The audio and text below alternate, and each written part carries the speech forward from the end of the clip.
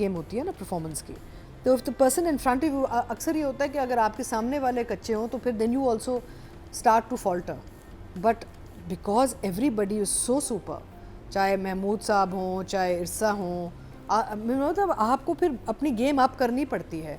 और जो new commerce हैं जब वो सीनियर एक्टर्स को देखते हैं मेहनत करते हुए, तो फिर न्यू कमर्स भी कहते हैं नहीं यार ये तो मेरे सामने अगर इतने सीनियर लोग खड़े होकर इतने मेहनत कर रहे हैं और इतना अपना वो 110% दे रहे हैं, then we have to do a good job. So I think Shuja is very fortunate कि इसमें उनको इतने स्टेलर एक्टर्स मिले। मेरा मतलब है आई वुड से कि इस एपिसोड में वर्ल्ड क्लास परफॉर्मेंस कहते हैं ना, it was world class performance. Every individual, आप उनको किसी के सामने भी खड़ा कर दें दुनिया में, वो अपनी जगह पकड़ के रख रहे थे इस एपिसोड में। They were fantastic. Shuja was super, he is very lucky that he is got people like Mahmood Sahab, Irsa, Shahriyar. I mean look at the people in front of him, so he has to give a good performance and he has given a very good performance. And as far as इरसा goes, तो मेरा मतलब क्या बात करें यार, हम जब ऐसे लोगों की बात करते हैं तो हम शर्मिंदा हो जाते हैं कि यार जैसे महमूद साहब को हम कैसे जज करें। हाउ कैन वी जज people who are like so senior and so इतने यानी कि अरसे से इतना कुछ वो दे रहे हैं हमें स्क्रीन पे, क्राफ्टी इतने हैं। Shuja has been given a lot of and he's been smart. The way he's selected or his manager has selected his roles, versatility बहुत obvious है। ये जो बच्चा है ना, आवाज़ भी पहले शुरू में आपको याद है मैंने कहा था यार आवाज़, but then I corrected myself last time and said you know what, his voice works for him. इनकी जो आवाज़ है शुजा की makes him different from everybody else in the market Yes. right now. He sounds different, he feels different, he looks different. So I mean world class performances. So both for Shuja and Irsa. And Shuja, you're very lucky that you're being rated next to someone like Irsa Ghazal. मेरा मतलब इतनी senior and इतनी मंजी हुई artist हैं, उनके साथ आपको दोनों को 10 मिल रहा है। मुझे इतना मज़ा आया ये एपिसोड देख के। कंसोलिडेटेड कहानी, ओवरऑल जो काम हो रहा है, एक्टर्स, माय गॉड परफॉर्मेंसेस, क्या परफॉर्मेंसेस थी सब। Everybody was super super super good in this second last episode. और लास्ट एपिसोड की अब एक वो है कि भाई जल्दी आए देखें बिकॉज वी नो के something big is going to happen. इतना बिल्डअप है टू लास्ट एपिसोड के इंतजार है। तो अतीका जी आपकी क्या प्रेडिक्शन है, क्या होने वाला है? मुझे तो लग रहा है जैसे अतीका वो सॉरी जैसे नादिया ने कहा कि सब कुछ तो हो गया था, मतलब यहाँ पे खत्म भी कर देते एपिसोड तो सब आपको आप आगे क्या हैप्पी पता थे। नहीं ना। देखिए ये मैं हमेशा कहती हूँ, good storytelling is when you are wondering कि क्या होगा आगे जाके। प्रिडिक्टेबिलिटी नहीं है। अब या तो ये इसको माफ़ कर देगा भाई को, ये भी एक एंगल है, या फिर शायद हमने प्रोमो में देखा वो जमाल की एक री एंट्री आ रही है। अब I don't know what Jamal is coming back for, maybe is coming back to give evidence against Sheroz. But इस एपिसोड में मज़ा बड़ा आया and it was just fantastic. मुझे लगता है यूजुअली होता है कि आपके जो एंड तक जब सीरियल्स आ रहे होते हैं ना तो हल्के होने शुरू हो जाते हैं, लेकिन यहाँ पे मुझे लगता है कि ये जो सीरियल है ये तगड़ा से तगड़ा होता गया है। It's become stronger and stronger over the time, airing time. बीच में कुछ हुआ था इसको? कमजोर नहीं हुआ, नहीं बीच में थोड़ा स्टैटिक हो गया था। हाँ। थोड़ा सा स्टैटिक हो गया था बिकॉज वो एक टिपिकल वो होता है ना कि कहानी को थोड़ा सा बेस बनाना होता है। But now it's I think climatically जैसे इसका क्लाइमैक्स आ रहा है बहुत मज़े का, यानी कि आई थिंक खुश होंगे हम जब ये लास्ट एपिसोड चलेगा, यार सही जगह डायरेक्टर ने जाके इसको ख़त्म किया है। So I am very excited, 2 thumbs up। Fantastic writing का ये अच्छा, मैंने कुछ हफ्तों पहले ये मेंशन किया था यहाँ पे, मे बी आप लोग भूल गए, कि मुझे लगता है कि राहिम इनका असल बेटा है, क्योंकि एक सीन आया था 2-3 दफ़ा इन्होंने फ्लैशबैक दिखाया है ना ऑर्फनेज का। तो एक सीन आया था जहाँ पे जब ये वो जवान बाप का जो दिखाया था कि वो गया है अडॉप्ट करने, तो वहाँ पे हल्की हल्की टचेस थी कि he is more prominent in looking for this boy then the mother.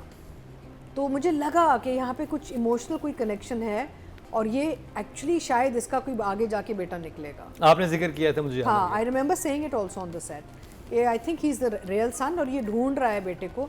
ये नहीं पता था कि इरसा वाला जो कैरेक्टर है वेदर शी न्यू और डिडंट नो, लेकिन आई फेल्ट कि ही वाज द एक्टर। तो वो तो मुझे थोड़े टचेस डायरेक्शन में नज़र आ गए थे कुछ हफ्ते पहले फ्लैशबैक सीन्स में।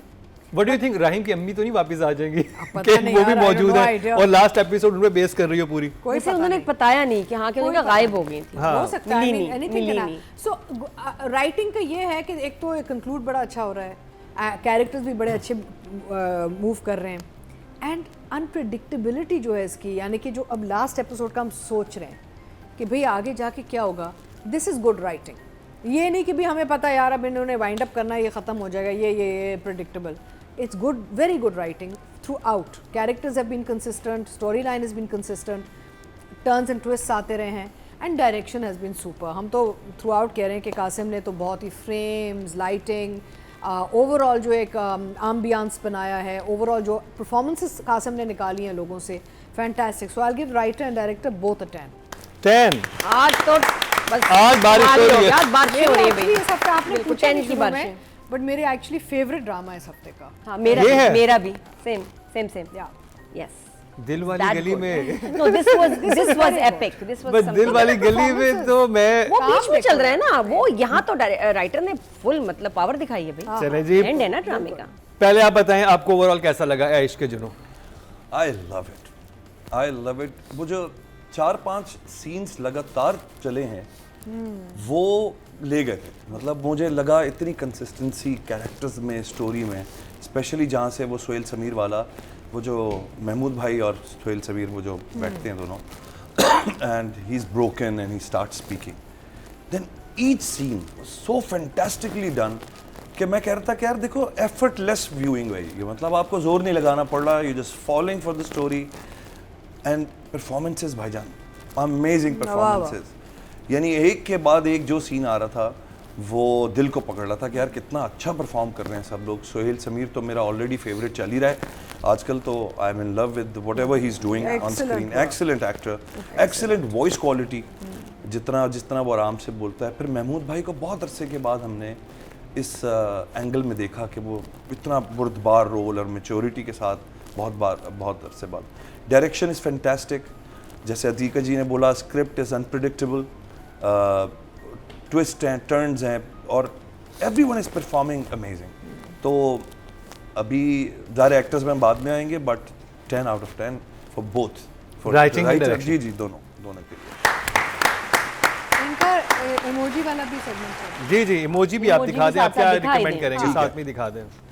तो इमोजी की जहाँ तक बात है जनाब, तो एक तो ये इश्क के जुनून के लिए, और उसके साथ ये भी एक्ट करिए। Three thumbs up।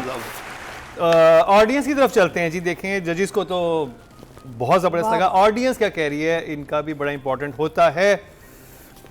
तो राइटिंग कैटेगरी में टोटल वोट जो कास्ट हुए हैं वो 21,510 हुए हैं, और एच के जुनून से सादिया अख्तर के हिस्से में आए 4,083, 19% बनते हैं 1.9, यानी कि अगर मैं सारे नंबर्स देखूं तो थर्ड हाईएस्ट इनको मिले हैं। मुझे था कि ज़्यादा मिलने चाहिए जितनी ज़बरदस्त एपिसोड थी, लेकिन ये थर्ड पोजीशन पे हैं ऑडियंस की तरफ से। और अगर डायरेक्शन की बात की जाए तो टोटल वोट जो कास्ट हुए हैं वो 20,200 हुए हैं, और कासिम अली मुरीद के हिस्से में आए हैं इश्क के जुनून से 2,072, 10% बनते हैं 1 पॉइंट मिला है। ये भी समझ लें थर्ड पोजीशन पे ही हैं। क्यों?